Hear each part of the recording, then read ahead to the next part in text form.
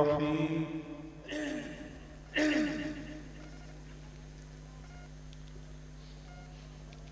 الحمد لله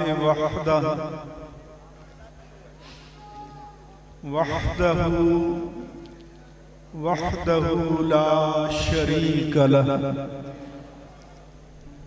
هو الأول لا أول له هو الآخر لا آخر له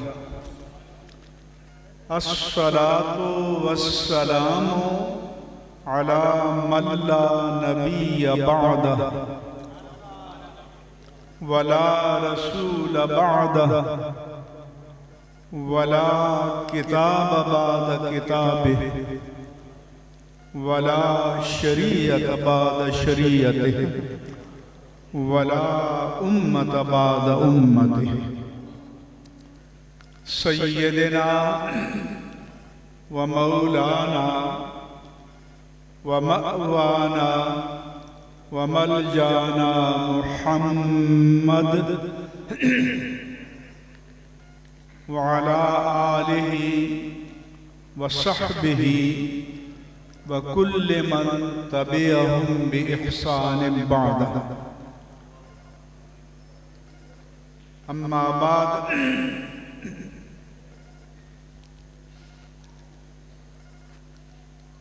درسگاہ محمدیہ ازہر العلوم کے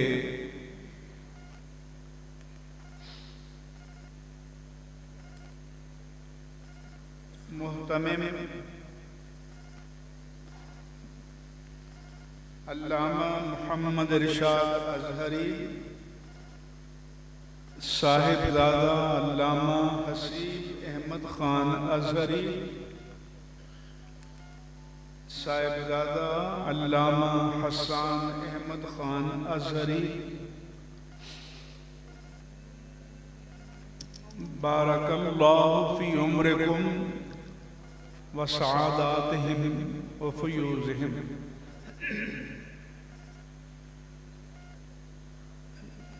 یہ ادارہ استاذ العلماء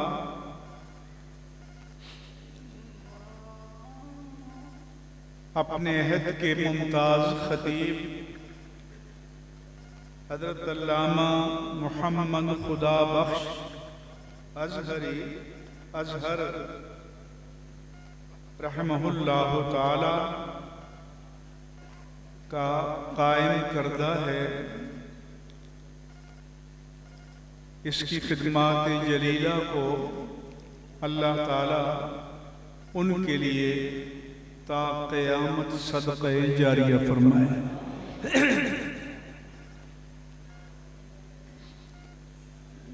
یہ ادارہ مجاہد ملت علامہ صاحبزادہ محمد اقبال خان ازہری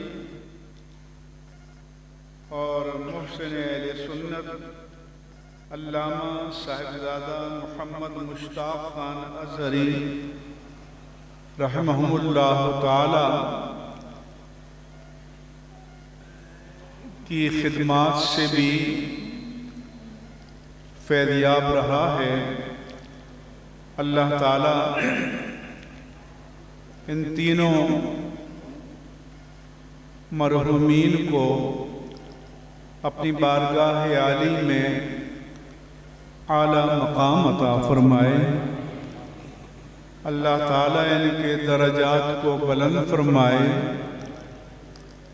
اللہ تعالیٰ ان کے فیوز کو، ان کی اولاد امجاد، تمام محبین، منسلکین، معتقدین اور عوام اہل سنت پر ہمیشہ جاری و ساری فرمائے۔ یہ تینوں حضرات جو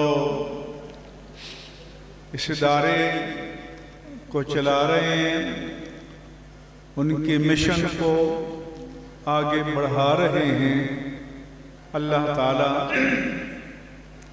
ان کی صلاحیتوں میں، اہلیتوں میں، قابلیتوں میں، قوت علم و عمل میں، جہود مسلسل میں برکات نصیب فرمائے۔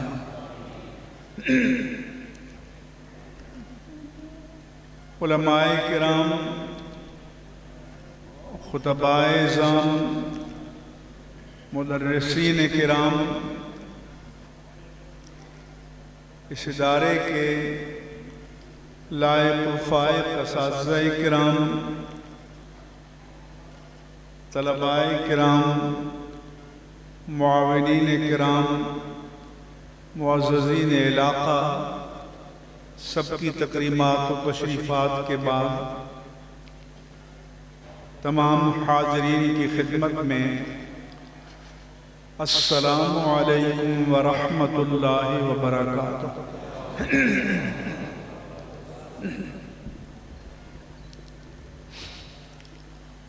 یہ مرکز پرجوش خطابت کا مرکز ہے،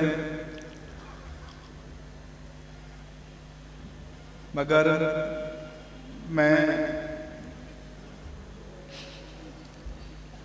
خطابت کے میدان کا شہسوار نہیں ہوں۔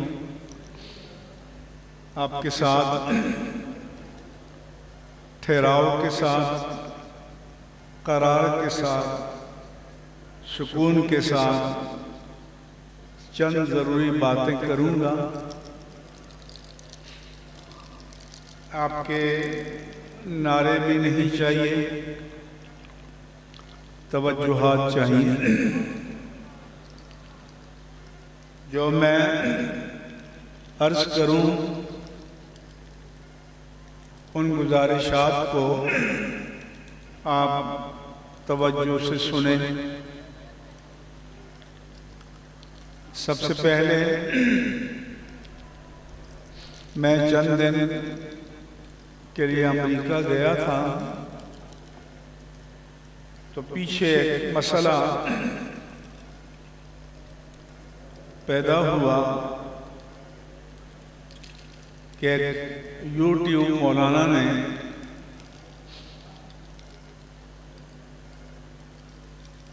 قرآن پر حملہ کیا، صاحب قرآن پر حملہ کیا، حاملین قرآن پر حملہ کیا۔ سب سے پہلے اس مسئلے کی وضاحت چاہتا ہوں۔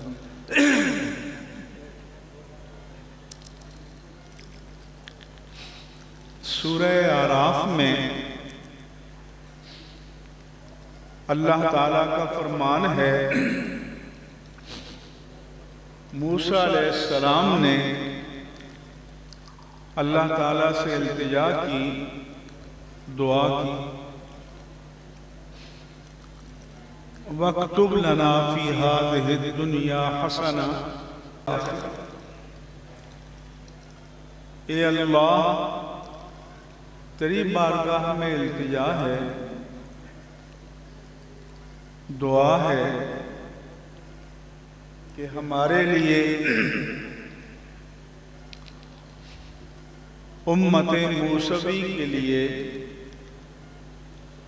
اس دنیا اور آخرت کی بھلائی لکھ دے۔ اللہ تعالیٰ نے فرمایا، عذابی اصیب بہ من یشاء، جسے میں چاہوں گا اسے میرا عذاب پہنچے گا، وَرَحْمَتِي وَسِعَتْ كُلَّ شَيْءٍ، اور میری رحمت ہر چیز پر محیط ہے۔ پھر فرمایا، سَأَكْتُبُهَا، اے موسیٰ و قوم موسیٰ، آپ نے جو مانگا ہے وہ آپ کے لیے تو نہیں ہے، یہ غلامان مصطفیٰ کے لیے ہے۔ میں یہ دنیا اور آخرت کی بھلائی لکھ دوں گا ان کے لیے جو تقوی اختیار کرتے ہیں اور زکوٰۃ دیتے ہیں اور ہماری آیات پر ایمان لاتے ہیں۔ پھر فرمایا ان کی مزید کوالٹیز، صفات یہ ہیں کہ وَيَتَّبِعُونَ الرَّسُولَ النَّبِيَّ الْأُمِّيَّ، کہ وہ رسول نبی امی کی پیروی کرتے ہیں۔ کون سا رسول اور نبی امی؟ الذی یجدونہ مکتوبا عندہم فی التوراۃ والانجیل، جس کا نام وہ اپنے پاس آلریڈی پہلے سے، جن کی شان وہ اپنے پاس آلریڈی پہلے سے تورات اور انجیل میں لکھا ہوا پاتے ہیں۔ ان کی شان یہ ہے کہ وہ یأمرہم بالمعروف، نیکی کا حکم دیتے ہیں اور برائی سے روکتے ہیں۔ وَيُحِلُّ لَهُمُ الطَّيِّبَاتِ وَيُحَرِّمُ عَلَيْهِمُ الْخَبَائِثَ۔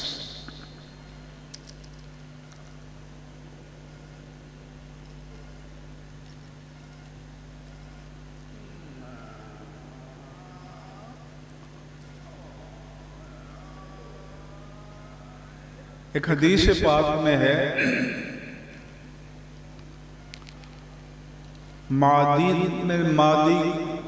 مقداد بن مادی کرب کہتے ہیں، یاتی علی الناس زمان،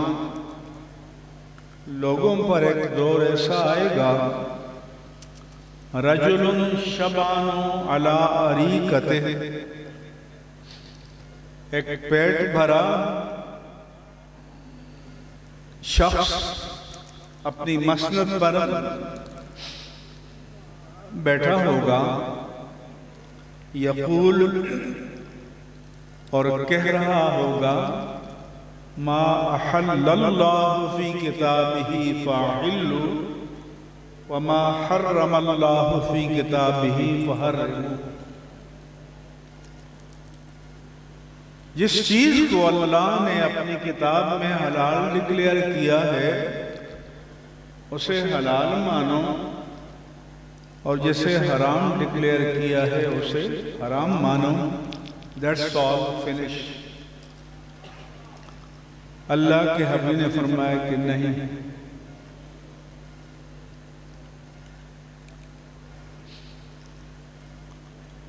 فرمایا کہ یہ اتھارٹی میرے پاس ہے۔ انی احرم الحمار الاہلی وذی ناب من السبع وذی مخلب من الطیور، فرمایا کہ میں حرام ڈکلیئر کرتا ہوں، میں حرام قرار دیتا ہوں پالتو گدھے کو، سامنے کے دانتوں کچلیوں سے شکار کرنے والے درندوں کو، کتا، بلی، شیر، چیتا، بھیڑیا، ان کی حرمت کا ذکر کہیں قرآن میں نہیں ہے۔ وذی مخلب من الطیور، اور پنجوں سے شکار کرنے والے پرندوں کو، چیل ہے، عقاب ہے، میرے آقا نے فرمایا کہ میں حرام ڈکلیئر کرتا ہوں۔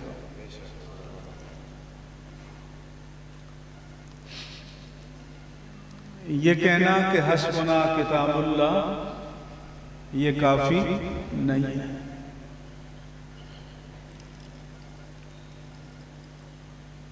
اور یہ اتھارٹی، لیجسلیشن شارع مجاز اتھورائز لا گیور، یہ ہمارے سپریم کورٹ کے ججوں کی طرح سو موٹو نہیں ہے کہ خود ہاتھ میں لے لیا. He is authorized by Allah subhanahu wa ta'ala. یہ اتھارٹی میرے اللہ نے اپنے حبیب کو عطا فرمائی ہے کہ وہ پاک چیزوں کو حلال ڈکلیئر کرتے ہیں اور ناپاک چیزوں کو حرام ڈکلیئر کرتے ہیں. ان کی نورانی زبان طے کرتی ہے کہ حلال کیا ہے اور حرام کیا ہے. ایسے طبقات آج بھی موجود ہیں. غلام احمد پرویز بھی گزرا، چکڑالوی بھی گزرا، آج غامدی ہیں.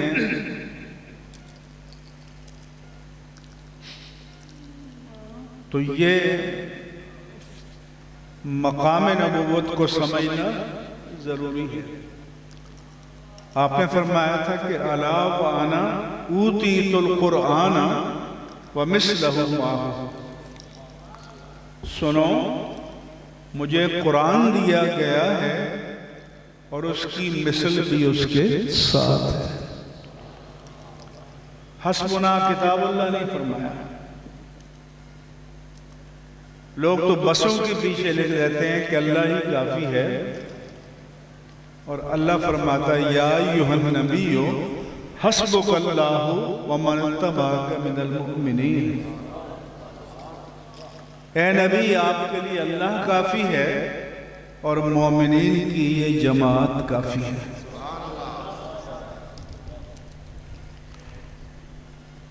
جب قرآن نازل ہو رہا تھا تو میرے آقا و مولا صلی اللہ علیہ وآلہ وسلم اللہ کے پیغام وحی کو جلد یاد کرنے کے شوق میں اپنی زبان مبارک کو جلدی حرکت دیا فرماتے، فوراً ریپیٹ کرتے کہ یاد ہو جائے. رب کریم نے اس ادائے مصطفیٰ کو دیکھا تو سورۃ القیامہ میں ہے کہ فرمایا لا تحرک بہ لسانک لتعجل بہ.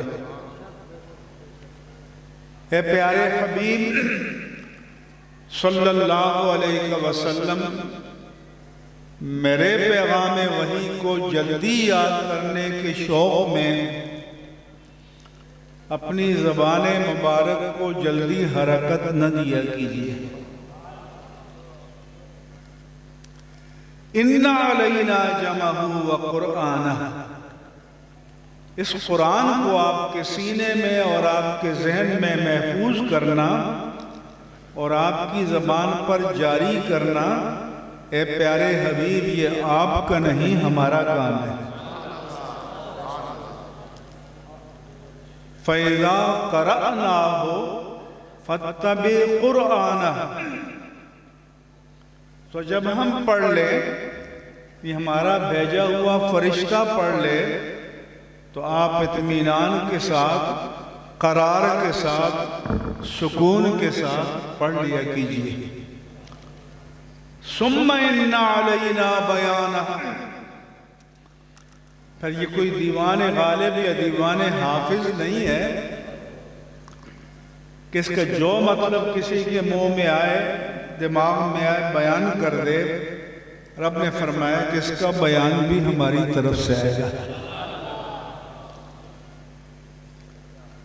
تو اگر رب کی طرف سے بیان آئے گا تو کس پر آئے گا؟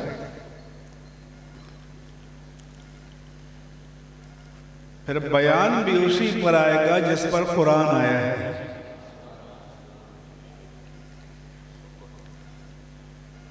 میں ایک مرتبہ government national management college Lahore میں گورنر ہاؤس کے برابر میں ہے، مہربانی اللہ حافظ،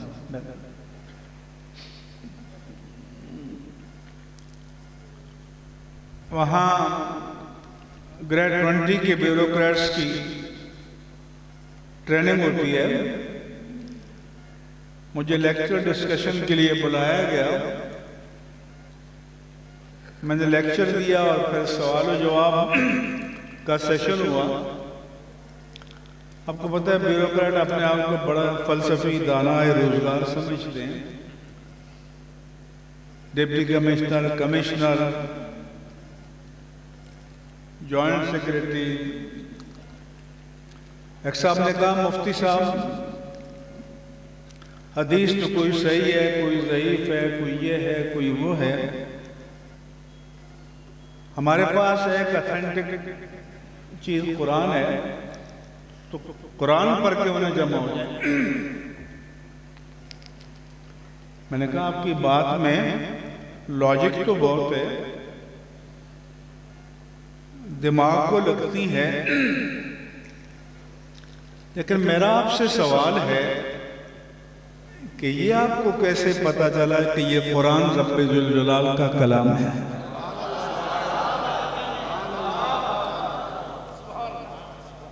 क्या आज की रात कोई फरिश्ता आपके पास आया था, या सुबह उठे थे तो आपके सराहने कोई रब्बे जुल जलाल का नविश्ता लिखा हुआ था? तो फिर मैंने कहा कि फिर सुनो, जिन सहाबाए किराम की ज़बानी अल्लाह के प्यारे मुस्तफ़ा से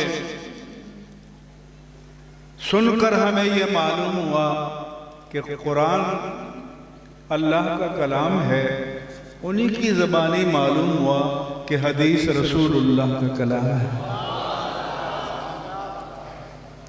तो अगर हदीस के कलामे रसूल होने के बारे में उनका कौल मोतबर नहीं है, तो कुरान के बारे में कैसे मोतबर हो जाएगा? तो आपको मालूम होना चाहिए कि डाका कहां से पड़ता है, नक़ब कहां से लगाया जाता है। इसलिए हुजूर ने बताया कि ये अथॉरिटी मेरे पास है। इन्नी उहर्रिम,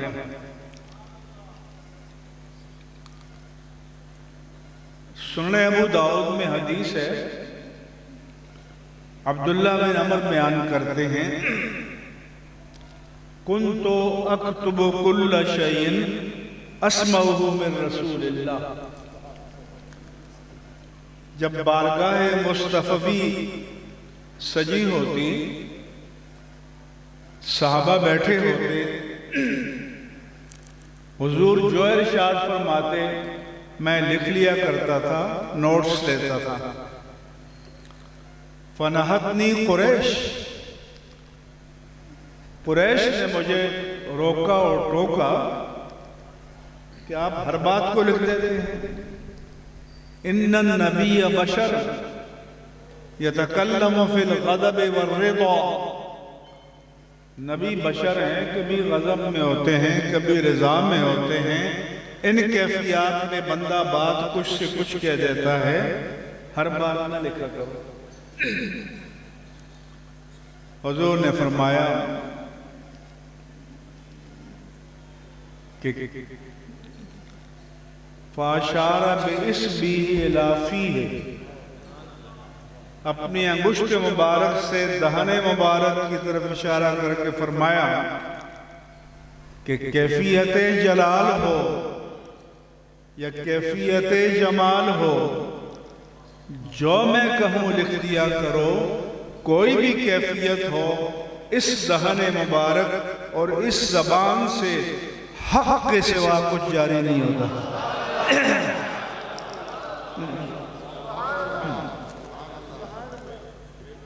तो कुरान ने फरमाया कि युहिल्लु लहुमुत तय्यिबात व युहर्रिमु अलैहिमुल खबाइस।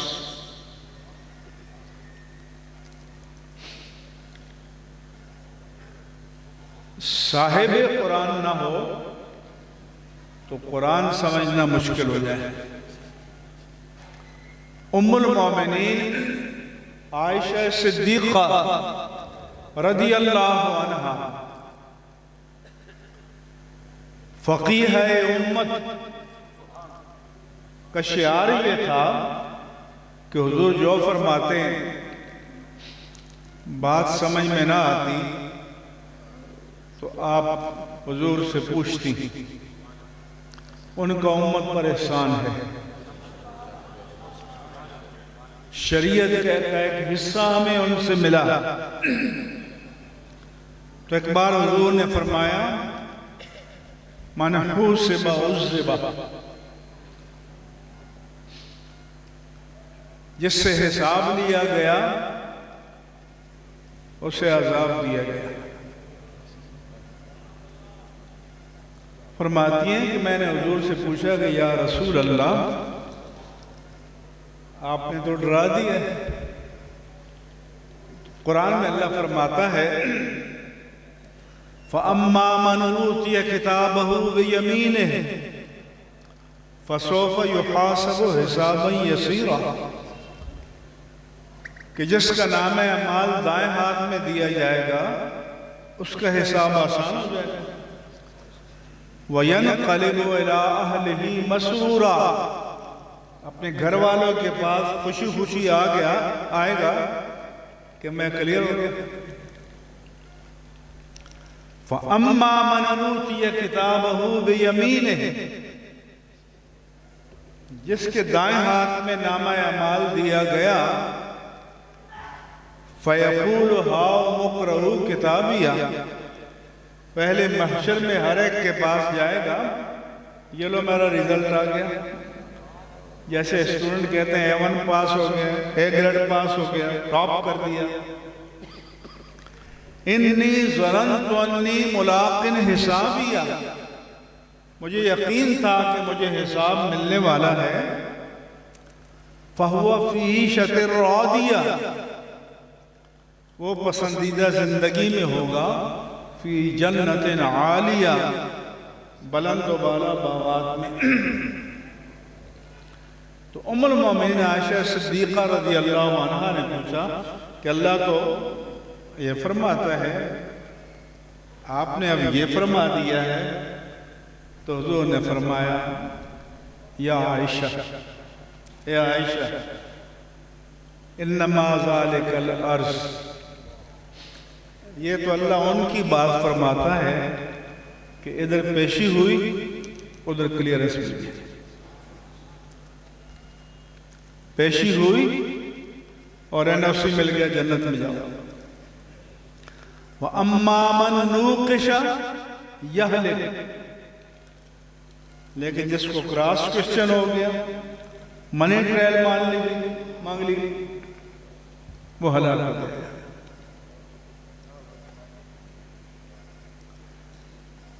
تو قرآن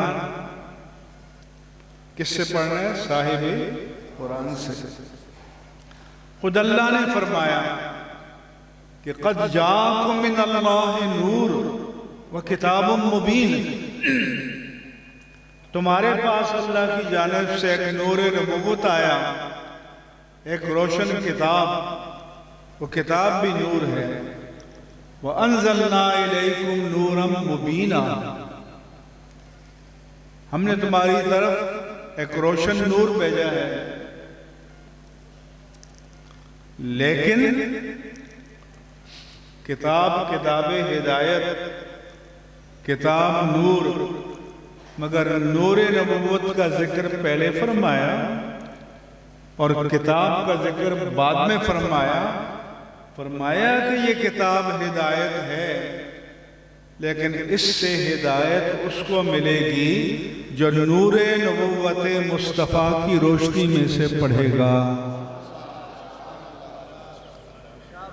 جو مکتب نبوت میں بیٹھ کر اس کو پڑھے گا، ورنہ یضل بہ کثیرا ویہدی بہ کثیرا، بعض اس کو پڑھ کر گمراہ ہو جاتے ہیں اور بعض ہدایت پاتے ہیں۔ تو اللہ نے فرمایا کہ وَيَدَعُ عَنْهُمْ إِصْرَهُمْ، وہ ان کے بوجھ کو بھی اتارتے ہیں، والاغلال التي كانت عليهم، جو توق ان کو پڑے ہوئے انہیں بھی اتارتے ہیں. یہ اس نبی کی شان، تو آپ کو نبی امی فرمایا. اس سے اگلی آیت میں بھی پھر نبی امی آیا.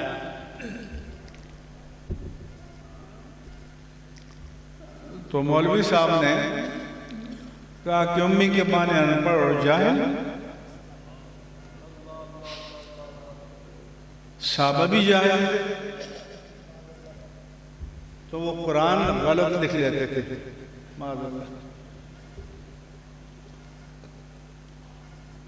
بھائی قرآن کی گارنٹی تو اللہ نے دی ہے کہ اِنَّا نَحْنُ نَزَّلْنَا الذِّكْرَ وَإِنَّا لَهُ لَحَافِظُونَ.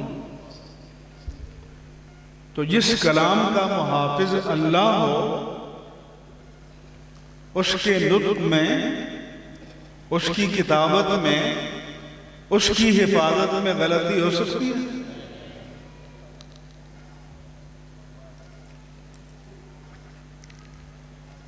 تو انہوں نے امی کے معنی کیے ہیں جاہل، ان پڑھ. یہ توہین رسالت ہے.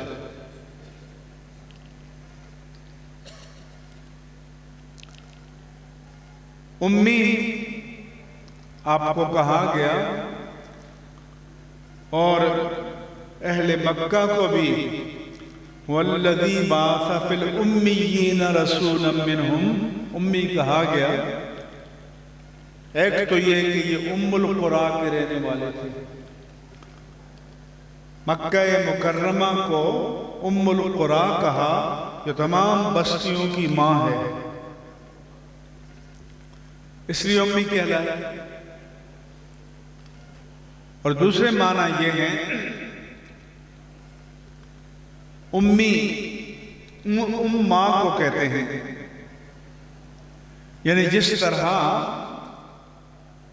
ماں کے بطن مبارک سے ہمارے آقا پیدا ہوئے تھے، ویسے ہی رہے.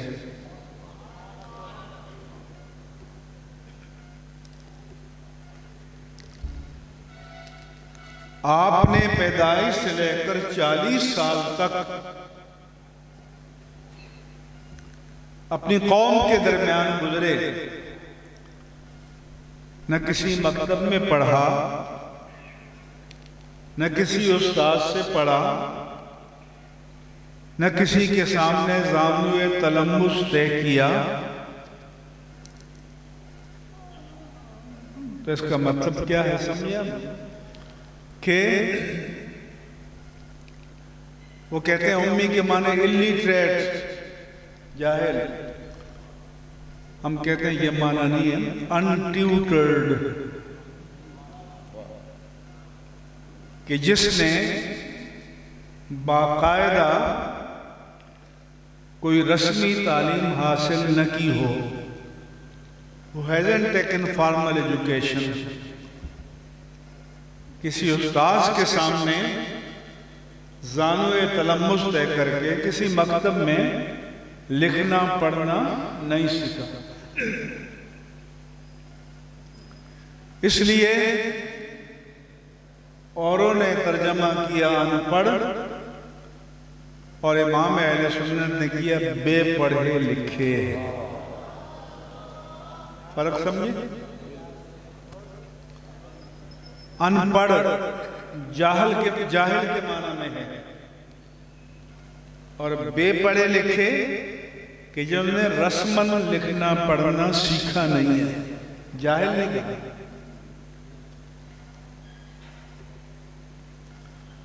اس کو انگریزی میں untutored، جو کسی ٹیوٹر کے سامنے نہیں بیٹھے، استاد کے سامنے. اب کوئی چیز کسی کے لیے عیب ہوتی ہے، کسی کے لیے کمال ہوتی ہے. بے پڑھا لکھا ہونا عام لوگوں کے لیے عیب ہے، تاجدار کائنات کے لیے کمال ہے۔ اس کی مثال ایسی ہے کہ متکبر بندوں کے لیے عیب ہے، نقص ہے۔ یحشر المتکبرون کامثال الزر یوم القیامہ، کہ متکبر معمولی چیونٹیاں سے بے معمولی چیزوں کی مانند بشری شکل میں اٹھائے جائیں گے۔ اللہ فرماتے ہیں العظمت ازاری والکبریاء ردائی، عظمت میری ردائے الوہیت ہے، کبریائی بڑا ہونا میری ازار الوہیت ہے، یہ میری شان ہے۔ من نازانی، جو ان دو صفات میں کوئی مجھ سے جھگڑا کرے گا تو میں اسے جہنم میں جھونک دوں گا۔ فرمایا وَلَا تَمْشِ فِي الْأَرْضِ مَرَحًا إِنَّكَ لَن تَخْرِقَ الْأَرْضَ وَلَن تَبْلُغَ الْجِبَالَ طُولًا، زمین پر اترا کر مت چلو، نہ تم اپنی طاقت سے زمین کو پھاڑ سکتے ہو، نہ پہاڑوں کی بلندیوں کو پہنچ سکتے ہو۔ عاجز بنو، تواضع اختیار کرو۔ تو متکبر ہونا بندوں کے لیے عیب ہے، لیکن رب کی شان ہے۔ الملک القدوس السلام المؤمن المہیمن العزیز الجبار المتکبر، متکبر میرے رب کی شان ہے۔ سربری زیبا فقط اس ذات بے ہمتا کو ہے، حکمراں ہے ایک وقت وہی باقی بتانے آزلی۔ اسی طرح امی ہونا، بے پڑھا لکھا ہونا کسی کے لیے عیب ہو سکتا ہے، میرے آقا کے لیے کمال ہے۔ کیوں؟ کہ اگر آپ پڑھے لکھے ہوتے تو آپ پر تان کیا جا سکتا تھا۔ قرآن بیان کرتا ہے وَمَا كُنْتَ تَتْلُو مِنْ قَبْلِهِ مِنْ كِتَابٍ وَلَا تَخُطُّهُ بِيَمِينِكَ إِذًا لَارْتَابَ الْمُبْطِلُونَ۔ اے پیارے حبیب، اس قرآن کے نازل ہونے سے پہلے آپ نہ کتاب پڑھتے تھے اور نہ دائیں ہاتھ سے لکھتے تھے۔ فرمایا یہ میری حکمت تھی۔ کیوں؟ اگر آپ نے لکھنا پڑھنا سیکھا ہوتا تو کوئی دشمن کہتا کہ کوئی پرانا علمی خزینہ یا دفینہ ان کے ہاتھ آ گیا ہے اور پڑھ پڑھ کر سنا رہے ہیں۔ لیکن جب 40 سال کی عمر میں اچانک علم و حکمت کی باتیں کریں گے تو پتہ چلے گا کہ اس علم کا منبع زمین پر نہیں ہے، اس علم کا منبع وحی ربانی ہے، ذات باری تعالی ہے۔ امیون اقتدان عالم بے سایہ و سائبان عالم۔ احمد ندیم قاسمی نے کہا تھا لوگ کہتے ہیں کہ سایہ ان کے پیکرے خاکی کا نہ تھا، میں تو کہتا ہوں جہاں بھر پہ ہے سایہ تیرا۔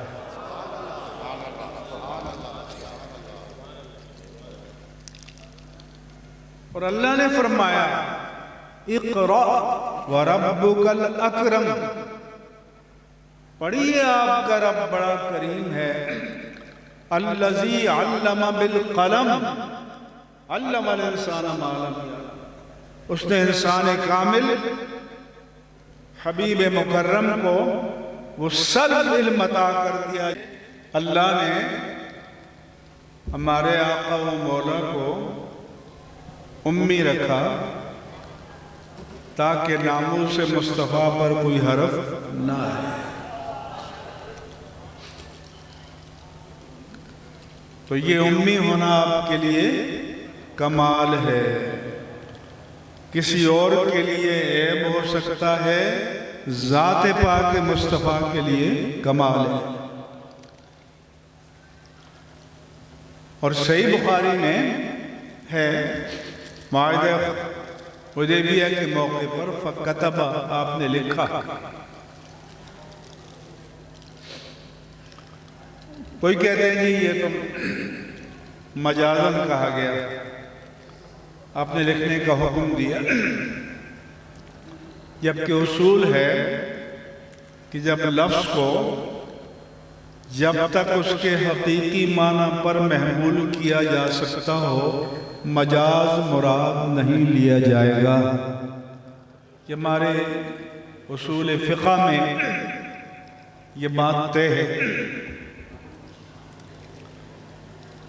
تو یہ ان کی بدقسمتی ہے کہ جو چیز میرے آقا کے لیے کمال ہے اس کو عیب بنا کر پیش کریں۔ پھر کہتے ہیں کہ قرآن کا بعض لفظ گرامر کے مطابق نہیں۔ ارے بھائی قرآن گرامر کے تابع نہیں ہے، گرامر قرآن کے تابع ہے۔ جب قرآن نازل ہو رہا تھا تو یہ کوئی گرامر موجود نہیں تھی۔ علم نحو کا تو مولائے کائنات حضرت علی مرتضیٰ رضی اللہ عنہ نے ابو الاسود دویلی کو چند اصول بتائے اور فرمایا کہ اس علم کو مرتب کرو۔ قرآن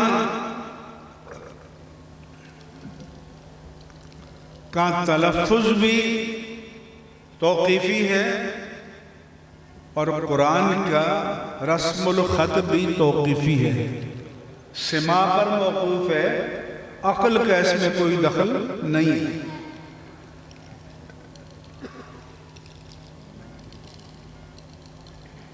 مثلا وَمَا أَرْسَلْنَاكَ إِلَّا رَحْمَةً لِلْعَالَمِينَ، یہاں لفظ رحمت میں تائے مدورہ ہے، گولتے ہے،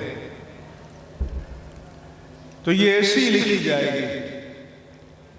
اِنَّ رَحْمَةَ اللَّهِ قَرِيبٌ مِّنَ الْمُحْسِنِينَ میں تائے مبسوطہ ہے، لمبی تا ہے، وہاں ویسی ہی لکھی جائے گی۔ یہ نہیں کہ کوئی مولوی صاحب آئے کہ یار یہ لمبی ہے تو غلط ہے، اس کو بھی غور ہونا چاہیے۔ تو قرآن کا رسم الخط بھی نبی کریم صلی اللہ علیہ وآلہ وسلم سے سماع پر موقوف ہے، اس میں انسان کا کوئی دخل نہیں ہے۔ عہد رسالت مآب صلی اللہ علیہ وآلہ وسلم میں ایک مرتبہ قریش آئے اور کہا کہ آپ کا قرآن دعویٰ کرتا ہے کہ نزل بہ الروح الامین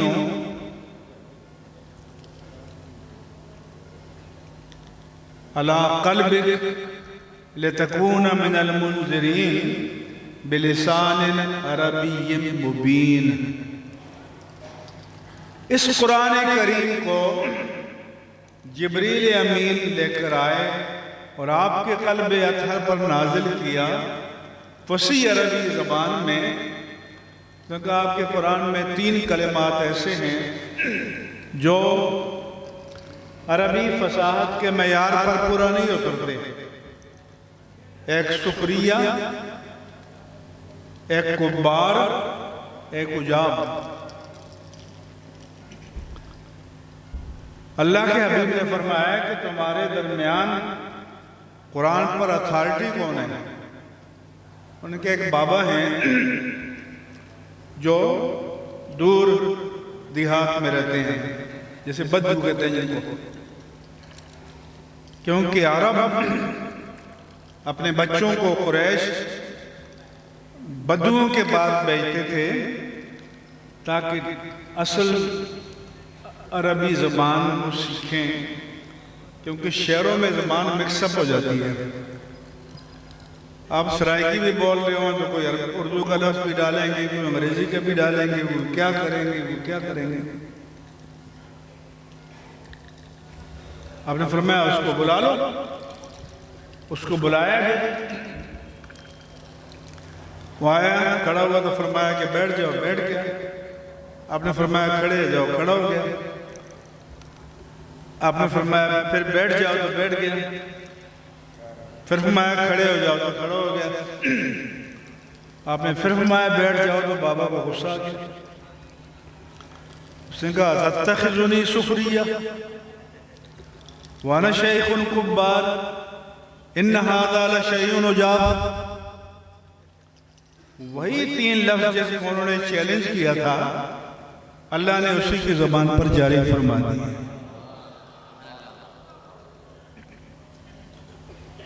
تو اس لیے یہ بدقسمتی ہے کہ قرآن میں نقص تلاش کریں، ذات پاک مصطفیٰ میں تلاش کریں اور اس کو اپنے علمی شاہکار سمجھیں، پھر کہتے ہیں مولوی فتوے دیتے ہیں، تو مولوی فتوے نہیں دیں گے تو پان کی دکان کھولیں گے، پکوڑے بھی۔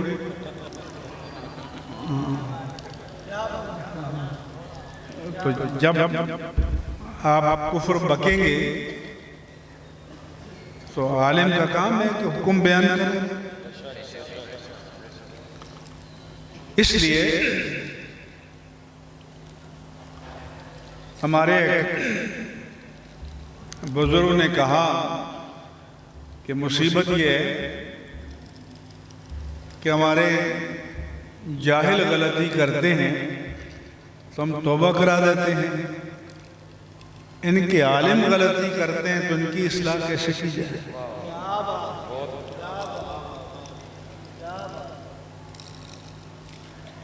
کیونکہ عالم تو حجت کرے گا، جسٹیفائی کرے گا، دلیلیں تلاش کرے گا۔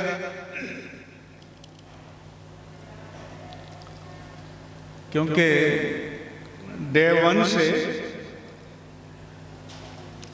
تخلیق آدم سے جو سلسلہ چلا تھا تو اللہ نے 2 احکام دیے تھے۔ ابلیس سے فرمایا کہ اسجدوا لآدم،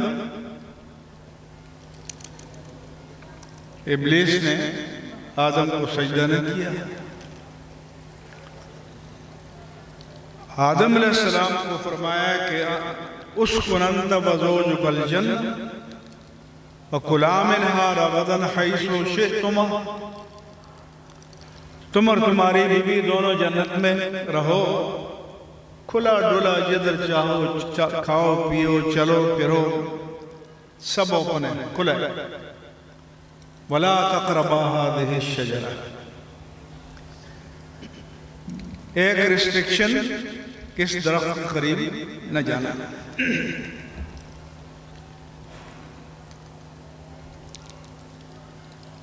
فَأَزَلَّهُمَا الشَّيْطَانُ، وہ چلے گئے۔ تو ایکسپلینیشن کال ہوا دونوں سے۔ ابلیس سے پوچھا ما منعک ان تسجد اذ امرتک، اور دوسری جگہ ما منعک الا تسجد اذ امرتک، کہ جب میں نے تمہیں حکم دیا تھا کیا اس خاک کے پتلے آدم کو سجدہ کرو، تم نے کیوں نہ کیا؟ اس نے منطق کا سہارا لیا مولوی کی طرح، کہا کہ خلقتنی من نار و خلقتہ من طین، اے اللہ تو نے مجھے آگ سے بنایا، آدم کو مٹی سے بنایا، آگ لطیف ہوتی ہے، مٹی کثیف ہوتی ہے، لطیف چیز اعلیٰ ہوتی ہے، اعلیٰ ہو کر ادنا کے سامنے کیسے جھک جاتا، لاجک نہیں مانتی، منطق نہیں مانتی، دلیل نہیں مانتی۔ اور آدم علیہ السلام سے پوچھا تو فَتَلَقَّى آدَمُ مِن رَبِّهِ کلمات، اللہ نے آدم کو کلمات توبہ القا کی ہے۔ وقال،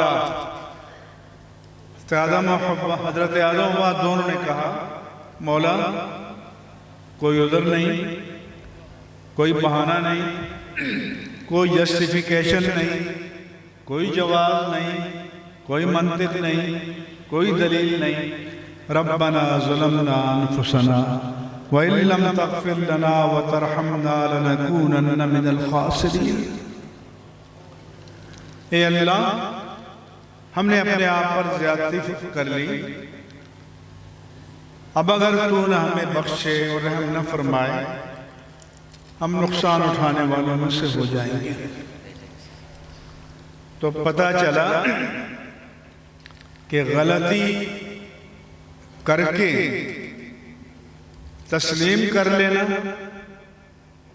اور معافی مانگنا یہ سنت آدم ہے،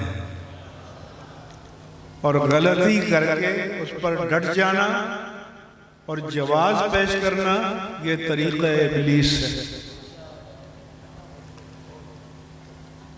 تو بنی آدم کو چاہیے کہ سنت آدم کو اختیار کرے۔ یہ معاملہ الٹ ہو گیا۔ دوسرا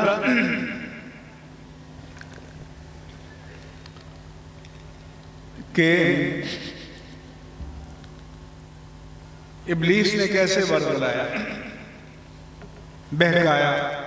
قرآن فرماتا ہے ابلیس کا ایجنڈا کیا تھا، پہلے تو یہ سمجھیں، آبجیکٹ کیا تھا، ٹارگٹ کیا تھا، ہدف کیا تھا۔ تو قرآن فرماتا ہے لِيَنزِعَ عَنْهُمَا لِبَاسَهُمَا وَلِيُوَارِي سَوْآتِهِمَا۔ قرآن کا ایجنڈا کیا تھا کہ لباس جنت کو اتار دے اور ان کے پوشیدہ حصوں کو ان پر ظاہر کر دے۔ یہ ڈے ون سے۔ تو آج ایجنڈا بدل گیا ابلیس کا۔ تب اگر بے لباسی تھا تو آج بے لباسی نہیں ہے کیا؟ نہیں سمجھ میں آ رہی؟ آج صورتیں بدل گئی ہیں لیکن وہی بے لباسی، بے حجابی اور ستر کو اٹھا دینا اور عورت کو تماشا بنا دینا، یہی شیطان کا ایجنڈا ہے نا۔ اب آپ سوچو آپ کے گرد و پیش میں شیطانی کلچر ہے یا آدمیت کا کلچر ہے؟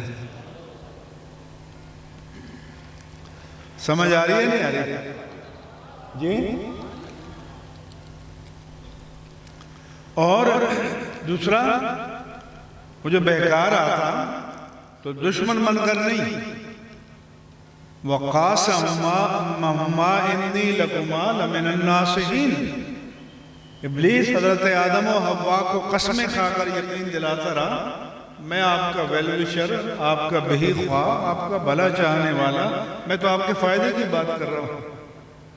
اور آج کا شیطان کچھ اور کہتا ہے۔ بولو نہیں سمجھ میں آ رہی؟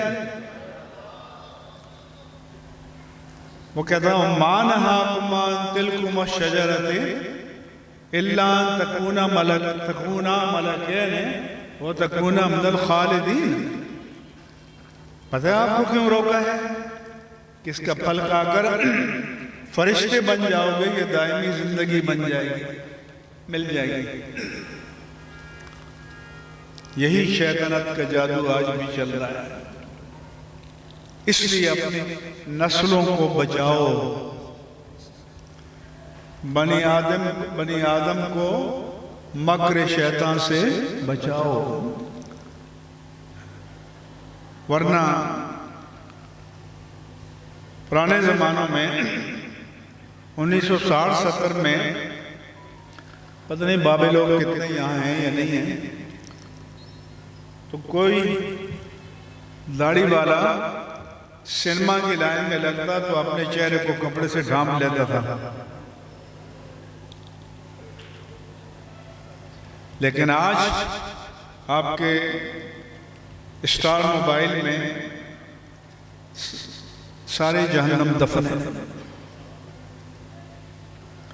کون سا شر ہے، کون سی بے حیائی ہے، کون سی بے آبروئی ہے جو اس چھوٹی سی مشین میں نہیں ہے؟ اس لیے میں جب ان مجالس میں نوجوانوں کو سلام دیکھتا ہوں تو میرا جی چاہتا ہے کہ ان کو سلام پیش کروں، ان کے گلے میں ہار پہناؤں، کہ یہ اس جہنم سے بچ کر ان مجالس میں آتے ہیں، اللہ کے گھر میں آتے ہیں۔ میرے بس میں ہو تو مسجد کے دروازے پہ کھڑے ہو کر ان کو ہار پہناؤں، کیونکہ اللہ کے رسول نے فرمایا کہ سبعۃ یظلھم اللہ یوم القیامہ یوم لا ظل الا ظلہ۔ 7 قسم کے اشخاص پر اللہ تعالیٰ اپنی رحمت کا خصوصی سائبان فرمائے گا قیامت کے دن، جب اس کے سائے رحمت کے سوا کوئی جائے پناہ نہیں ہوگی۔ اس میں سے دوسرا شاب نشا فی عبادت اللہ عز وجل، وہ جوان کہ جس کی ابھرتی ہوئی، اٹھتی ہوئی، مچلتی ہوئی جوانی اللہ کی بندگی میں گزرے۔ میں ان بابے لوگوں سے کہتا ہوں کچھ خبر نہیں کہ آپ کے 100 سجدوں کی وہ قیمت نہ ہو جو نوجوان کے ایک سجدے کی ہے، اور اللہ کے دین کو ان کی ضرورت ہے، ہمیں ان کی ضرورت ہے۔ ان کو دین سے جوڑ کر رکھو۔ تو ایک تو یہ مسئلہ تھا جو آپ کے سامنے عرض کیا، دوسرا اپنے ختم نبوت کا عنوان رکھا ہے۔ ویسے تو یہ جو مجذوب قوم ہے اپنے دنیا کا کام کریں تو ان کی عقل بہت کام کرتی ہے۔ 5 مرلے کا پلاٹ لینا ہو تو یہ کھوپڑی بہت کام کرتی ہے۔ اتنے مجمع میں ایک آدمی بھی آپ کو نہیں ملے گا جو یہ کہے کہ میں 5 مرلے کا پلاٹ لینے ڈھونڈنے گیا تھا اور پہلے دکان پہ ڈھیر ہو گیا۔ 25 دکانوں پہ جاؤ گے، estate agent, brokers, property dealer, پوچھو گے مارکیٹ ویلیو کیا ہے، نفع کتنا ملے گا، ریٹرن کیا ملے گا۔ تو اس ناپائیدار دنیا کے 5 مرلے اور 3 مرلے کے لیے تو اتنا دماغ کھپاؤ اور جنت کے محل کے لیے بالکل نہ سوچو۔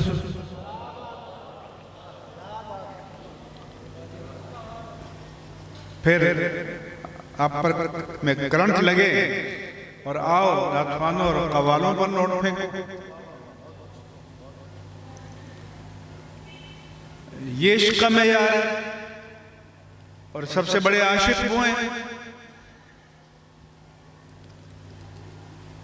تو پھر جب ختم نبوت پر ضرب لگی، ناموس رسالت پر ضرب لگی، تو پہلی صف میں یہ ناخواں اور قوال تھے کیا؟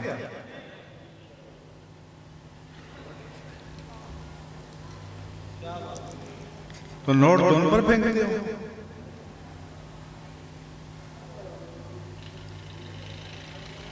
شان دکھانے کے لیے کہ مووی بن رہی ہے تو نئے بنڈل لاتے ہو۔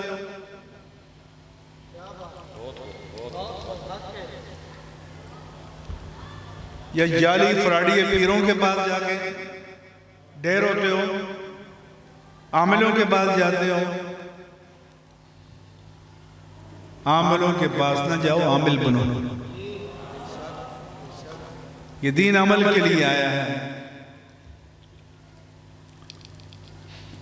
تو ایک تو یہ اہل سنت کے گزشتہ 30 سال کے سارے وسائل ان پر خرچ ہوئے، اور مقابلہ ہمارا علم کے میدان میں ہے، نہ قوالی کے میدان میں ہے، نہ خانی کے میدان میں ہے، نہ عاملوں کے میدان میں ہے، علم کے میدان میں ہے۔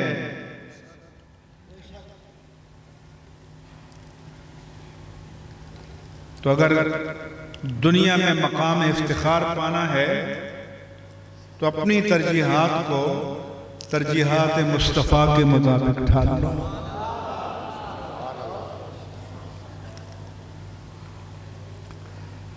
اور تو یہ ایسی مظلوم مخلوق ہے، شہزادہ ہے، پیرزادہ ہے، میرزادہ ہے، حضرت زادہ ہے۔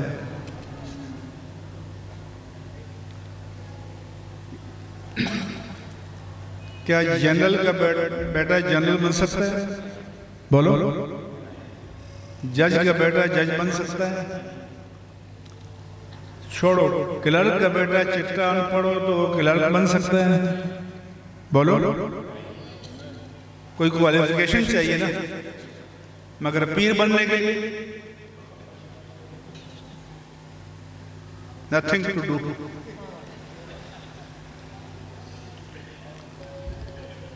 حتیٰ کہ کلین شیو میں بیٹھا ہوا۔ تو یہ مظلوم مخلوق جو ہے، چلو اندر تو نہیں جانک سکتے، چہرہ تو نظر آتا ہے کہ چہرہ مصطفیٰ کے مطابق ہے،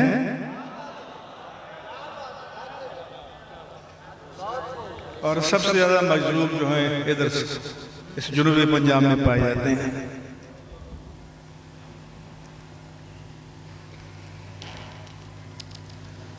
تو جس کے ہاتھ میں ہاتھ دے رہے ہو کہ یہ جنت پہنچائے گا، تو وہ جنت کے راستے پر آپ کو نظر بھی آ رہا ہے یا نہیں آ رہا؟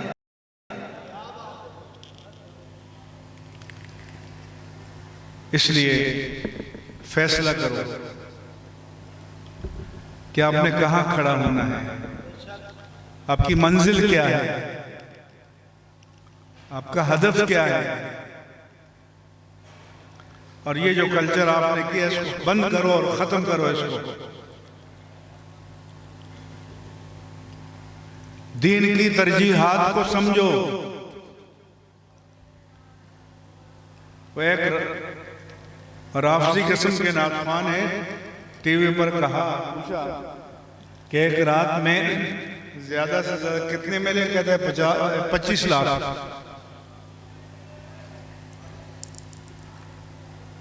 25 لاکھ میں تو ایک ادارے کا سال کا بجٹ چل سکتا ہے۔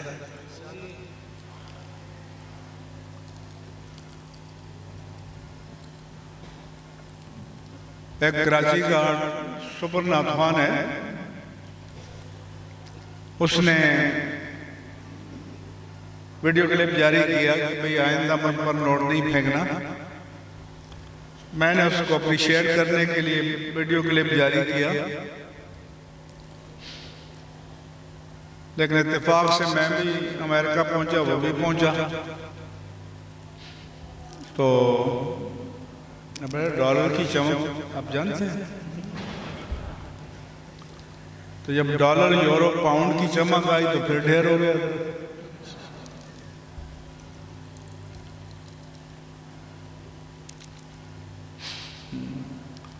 تو میں نے لوگوں سے کہا وہیں پر کہ یہ کمٹمنٹ تو یہ کر کے آیا تھا، but due to the spark of dollars, euro and pound, he surrendered.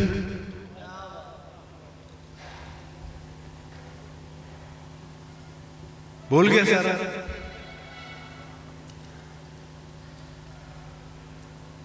تو اس لیے اپنے ایمان کو تولو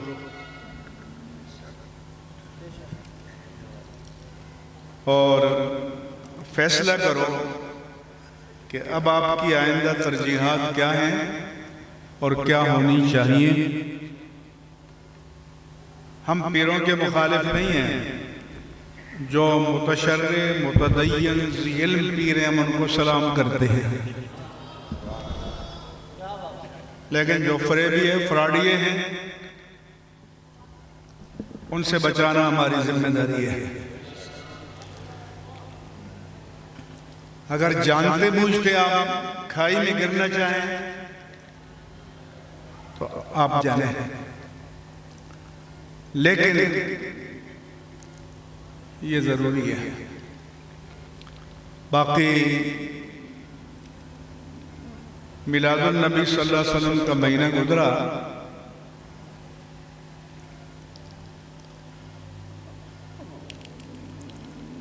آپ کو مبارک ہو، پر نور مہینہ. تو میں ان سے راستے میں پوچھا کہ بھئی مجلس کا عنوان کیا کہتے ہیں؟ میلاد مصطفیٰ. سامنے دیکھا تو تحفظ ختم نبوت کانفرنس، لیکن بیچ میں یہ کرنٹ ایشو جس کے بارے میں علماء کو پتہ ہونا چاہیے. میلاد کے بارے میں ایک بات عرض کروں گا، پھر اجازت بھی چاہوں گا کہ میلاد کے معنی ہیں کسی کی پیدائش کا زمانہ، وقت یا مقام. اس کو ہمارے ہیں ظرف مکان ہو تو مقام، ظرف زمان ہو تو زمانہ، دن، تاریخ، وقت. عربی میں مولود بھی کہتے ہیں. مولد کے معنی جائے پیدائش کے ہیں.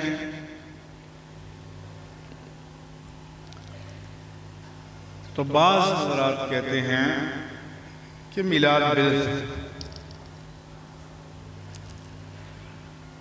میلاد منانا بدعت ہے. تو میں کہتا ہوں کہ سنت ہے، لیکن میں ہوائی بات نہیں کر رہا، حدیث پیش کر رہا ہوں. صحیح مسلم میں حدیث ہے، جو برابر میں دوسرے حضرات کا مدرسہ وہاں بھی جا کے پوچھ لینا صبح، کہ رسول اللہ صلی اللہ علیہ وسلم ہر پیر کو روزہ رکھا کرتے تھے. فَسُئِلَ عَنْ يَوْمِ الْاِثْنَيْنِ، ان سے پیر کے روزے کے بارے میں پوچھا گیا، اب کیوں رکھتے ہیں؟ فرمایا کہ ذَلِكَ يَوْمٌ وُلِدْتُ فِيهِ، میں ہر پیر کو روزہ اس لیے رکھتا ہوں کہ یہ میرے میلاد کا دن ہے. وَفِيهِ بُعِثْتُ، اور اسی دن میری نبوت کا ڈکلیریشن جاری ہوا. غار حرا میں عطائے نبوت نہیں تھا، اعلان نبوت تھا. اور اسی دن مجھ پر پہلی وحی ربانی نازل ہوئی. ایک مرتبہ ہم کراچی میں ربیع الاول شریف کے چاند کا میٹنگ کر رہے تھے روز ہلال کی. تو اعلان کے بعد مجھے میڈیا نے کہا پیغام دے دیں. میں نے کہا میں اپنا نہیں پیغام دیتا، اللہ کے پیارے مصطفیٰ کا دیتا ہوں کہ وہ ہر پیر کو روزہ رکھا کرتے تھے، اور تشکر میلاد کے لیے یہ بھی آپ نے بتا دیا. ذَلِكَ يَوْمٌ وُلِدْتُ فِيهِ وَفِيهِ بُعِثْتُ وَأُنزِلَ إِلَيَّ. تو اب اہل حدیث عالم بھی تھے، تب ظاہر حدیث کا تو انکار نہیں کر سکتے. کہنے لگے پھر روزہ رکھیں. میں نے کہا ایکسیپٹ. یہاں سے اترتے ہیں حبیب بینک پلازا سے قریب بنس روڈ پہ اہل حدیثوں کی جو پہلی مسجد ہے اس پہ چلتے ہیں. آپ کہتے ہیں بھئی یہ لوگ غلط کرتے ہیں، سال کے بعد میلاد مناتے ہیں. سنت تو یہ ہے کہ ہر ہفتے میلاد منانا چاہیے. یہ حدیث ہے. پھر کہنے لگے روزہ رکھیں. میں نے کہا یہ بھی قبول ہے. ہم کہیں گے جو روزہ رکھتا ہے وہ روزہ رکھے، جو نفل پڑھ سکتا ہے وہ نفل پڑھے، جو درود و اذکار و تسبیحات پڑھ سکتا ہے وہ پڑھ لے، تلاوت کر سکتے ہیں تلاوت کریں، کوئی صدقہ دے سکتا ہے صدقہ دے، جو بھی صورت آسان ہو. لیکن پھر یہ تو ماننا پڑے گا نا کہ یہ سنت ہے. حضور کا فرمان ہے نا، میرا تو نہیں ہے، حدیث ہے. اور اہل حدیث کے لیے تو حدیث کے علاوہ کیا حجت ہوتا. اور قرآن میں بھی عیسیٰ علیہ السلام فرماتے ہیں کہ السلام علیہ یوم ولدت و یوم اموت و یوم وصیہ. جس دن میں پیدا ہوا مجھ پر سلام، جس دن میرا وصال ہوگا اس دن بھی سلام، جس دن اٹھوں گا اس دن بھی سلام. یہی علیہ السلام کے بارے میں ہے. تو ہم بھی سلام پڑھتے ہیں اور کیا کرتے ہیں. تو میں ایک بار امریکہ میں گیا، نیو جرسی اسٹیٹ میں، تو ایک ہندوستانی مسلمانوں کی مسجد تھی. بڑے بڑے doctor, professor, I T specialist. تو ہمارے دوست نے کہا کہ ہمارے مفتی صاحب آئے ہیں تو ہم یہاں میلاد کرنا چاہتے ہیں. انہوں نے کہا کہ یہاں میلاد النبی کا جلسہ تو نہیں ہو سکتا، سیرت النبی کا کرنے ہیں. میں نے کہا ایکسیپٹڈ، یہ بھی قبول ہے. آپ ان سے کہتے ہیں کہ سیرت النبی کریں. میں گیا، میں نے کہا gentlemen you have had some reservation about میلاد النبی but I don't have any reservation about سیرت النبی. آپ کے میلاد النبی کے بارے میں تحفظات تھے مگر میرے سیرت النبی کے بارے میں کوئی تحفظ نہیں ہے. Now this is جلسہ سیرت النبی. اب یہ سیرت النبی کا جلسہ ہے. میں نے کہا let me ask you what is سیرہ. اب میں آپ سے پوچھتا ہوں کہ سیرت کہتے کسی ہیں. میں نے کہا سیرہ means biography. انگریزی میں سیرت کو بایوگرافی کہتے ہیں، اردو میں سوانح حیات کہتے ہیں، اور زیادہ آسان ہو تو حالات زندگی کہتے ہیں. سو میں نے کہا should I start biography from the beginning or by the end. اب بتا دیں کہ میں سوانح حیات مصطفیٰ شروع سے شروع کروں یا آخر سے کروں.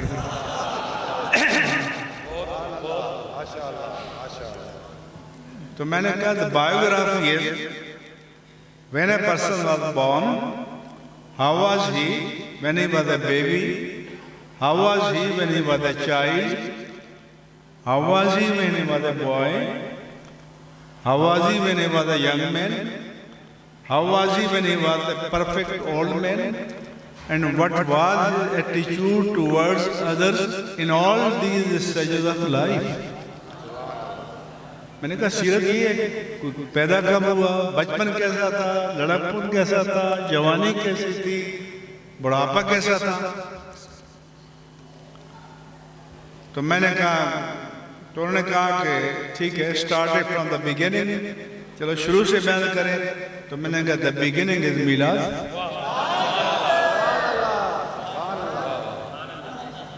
شروع تو میلاد ہے نا، ولادت ہے نا.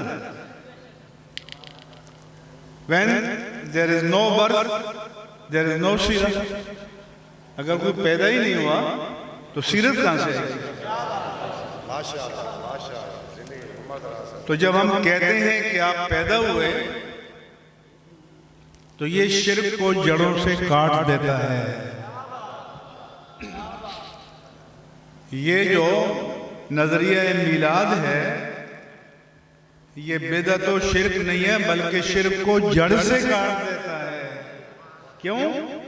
کہ قل هو اللہ احد اللہ الصمد لم یلد ولم یولد، جو نہ خود پیدا ہوا نہ اس سے کوئی پیدا ہوا، وہ اللہ ہے۔ تو ہم تو کہتے ہیں ہمارے آقا پیدا ہوئے، تو پھر جھگڑا کیا ہے؟ کوئی اور مسئلہ ہے تو وہ بھی عرض بتا دیں۔ انہوں نے دوسری شرط لگائی تھی کہ کھڑے ہو کر سلام نہیں پڑھیں گے، میں نے کہا یہ بھی ایکسپٹڈ، نو پرابلم۔ جب اختتام ہوا تو میں نے کہا کہ دیکھو آپ نے کہا تھا کھڑے ہو کر سلام نہیں پڑھیں گے، میں نے کہا مجھے قبول ہے، آپ بیٹھ کر پڑھیں۔ کیونکہ جب اللہ کے ذکر کے لیے ہے کہ اِنَّ فِي خَلْقِ السَّمَاوَاتِ وَالْأَرْضِ وَاخْتِلَافِ اللَّيْلِ وَالنَّهَارِ لَآيَاتٍ لِأُولِي الْأَلْبَابِ، کہ زمین و آسمان کی پیدائش، نظام گردش لیل و نہار میں اہل عقل و خرد کے لیے نشانیاں ہیں۔ وہ کون ہیں؟ الذین یذکرون اللہ قیاما وقعودا وعلی جنوبہم، کہ وہ کھڑے ہوئے، بیٹھے ہوئے، کروٹوں کے بل لیٹے ہوئے اللہ کا ذکر کرتے ہیں۔ وَيَتَفَكَّرُونَ فِي خَلْقِ السَّمَاوَاتِ وَالْأَرْضِ، اور اللہ کے کارخانہ قدرت کی تخلیق کی حکمتوں پر غور کرتے ہیں۔ جب غور کرتے ہیں تو اس نتیجے پر پہنچتے ہیں کہ ربنا ما خلقت ھذا باطلا۔ تو میں نے کہا جب اللہ کا ذکر کھڑے، بیٹھے، لیٹے جائز ہے، جب رب مصطفیٰ کا جائز ہے تو مصطفیٰ کا بھی جائز ہے۔ آپ کو جو آسان لگے، مگر میں نے کہا کہ بھی ہمارے لوگوں کا خیال یہ ہے کہ کھڑے ہو کر پڑھنا ایک علامت ادب ہے۔ جیسے دنیا کی قومیں قومی ترانہ کھڑے ہو کر سنتی ہیں۔ ابھی افغان ایک کون سا جنرل نے ترانے پر کھڑا نہیں ہوا تو لوگ پاکستانی ناراض ہوئے۔ قومی سیرت کانفرنس میں نے کہا سارے مسالے کے علماء، اہل سنت، دیوبندی، اہل حدیث سب آتے ہیں، شیعہ آتے ہیں، اور جب صدر یہ وزیر اعظم آتا ہے تو ترانہ پڑھا جاتا ہے، کھڑے ہو جاتے ہیں۔ حالانکہ ترانے کے لیے کھڑا ہونا نہ قرآن میں، نہ حدیث میں، نہ فقہ میں، نہ کسی میں، نہ کسی میں، نہ کسی میں، اس دنیا کا ڈیکورم ہے۔ تو میں نے کہا یہ ہمارے ذوق کی بات ہے۔ اگر ترانہ ملی کے لیے کھڑا ہونا ایک علامت ادب ہے تو ترانہ عظمت مصطفیٰ کے لیے کھڑا ہونا بھی ادب ہے۔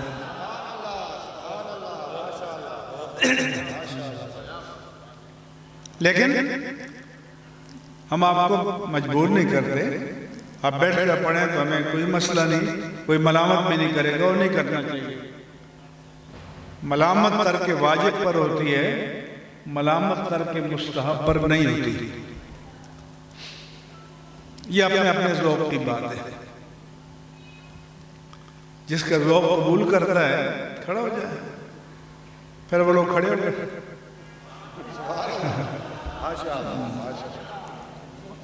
ان سے پوچھا بھائی یہ اسی سال کے لیے ہے کہ لگنے آئندہ بھی ہم کھڑے ہو جائیں، کوئی بات نہیں۔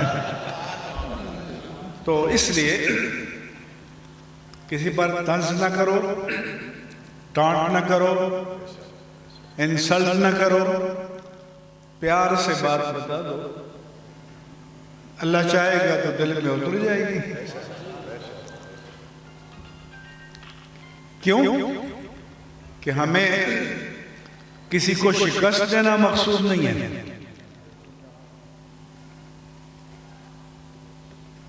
ہماری فتح جو عام شکست مناظروں میں ہوتی ہے یہ نہیں ہے۔ ہماری فتح تو یہ ہے کہ شاید تیرے دل میں اتر جائے میری بات ہے۔ जिगर मुराद आबादी ने कहा कि वादाए दिल बरी हो या नवाए आशिकाना, जो दिलों को फतह कर ले वही फातिह ज़माना। तो प्यार से मोहब्बत से लोगों के दिलों को फतह करो, दीन की बात पहुंचाओ। और ये हमारे बड़े बड़े खुतबा हैं माशाल्लाह मायनास, इनसे इक्तिसाब फैज़ करो। ख़त्म नबूवत पर कभी इधर से गुज़र हुआ तो इंशाअल्लाह फिर बात की जाएगी। अभी अल्लाह ताला ने मसला हल फरमाया है, उसका करोड़ों बार शुक्र अदा करना चाहिए। सुप्रीम कोर्ट ने सरेंडर किया है और ये उनके लिए सादत की बात है, वरना पूरा मुल्क एक बड़े इम्तिहान से दो चार हो जाता। लेकिन अभी ख़त्म नबूवत के तकाज़ों की तकमील के कई मराहिल बाकी हैं, तो किसी आइंदा मजलिस में उनके बारे में अर्ज़ करूँगा। और आप सबकी खिदमत में निहायत अदब व एहतराम के साथ सलाम अर्ज़ है। इन हज़रात ने यहाँ बुलाया, मौका दिया, आपसे मुलाकात हुई, आपने जमाओं के साथ, ठहराव के साथ, सुकून के साथ मेरी गुजारिशात को सुना। अल्लाह ताला आपको अजर अता फरमाए। और कोई इस्लाह की बात घर भी ले जाया करो, यही नारे लगाकर दामन झाड़ कर मत जाया करो। कोई अमल की बात भी, तब्दीली की बात की, खैर की बात भी, अपने घर के माहौल को सुधारने की बात भी किया करो। और मैं यहाँ से निकलूँगा तो हलचल नहीं होनी चाहिए। आप हज़रात इत्मीनान से, करार से बैठे रहें। अहले सुन्नत को जो बीमारियाँ लाहिक हैं उनमें से एक ये भी है, कोई आए तो फिर हलचल, सारा डिस्टर्ब, कोई जाए तो फिर हलचल। हमारी तौक़ीर इसमें है कि इस मजलिस का वक़ार कायम रहे। वमा अलैया इल्लल बलाग।